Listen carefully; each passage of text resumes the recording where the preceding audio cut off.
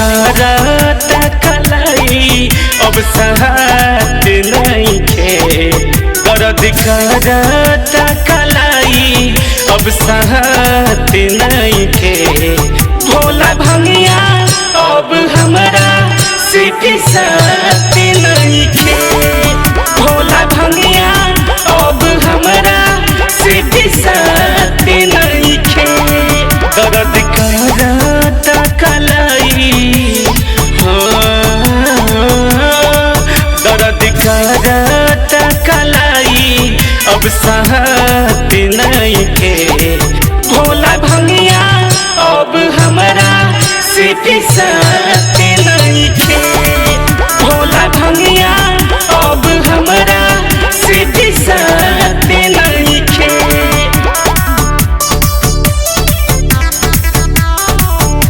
Music by Manish Tiwari.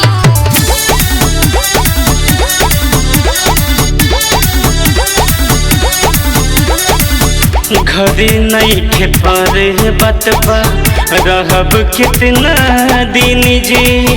भांग पीसे वाला रउआ ले आई मशीन जी। घरे नहीं खे पर बतबा रहब कितना दिन जी। भांग पीसे वाला रउआ ले आई मशीन जी। दुख सही कितना सहला से दुख सही कितना सहला से सहत नहीं खे। भोला भंगिया अब हमरा से पिसत नहीं खे। भोला भंगिया अब हमरा से पिसत नहीं खे।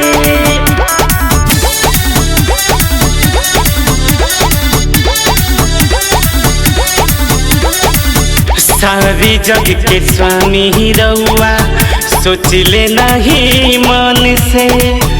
करतालु सुख सभे देहल रउए धन से। सारी जग के स्वामी रउआ सोचले नहीं मन से। करतालु सुख सभे देहल रउए धन से। रउए देहल सुख लोगवा के हो। रउए देहल सुख लोगवा के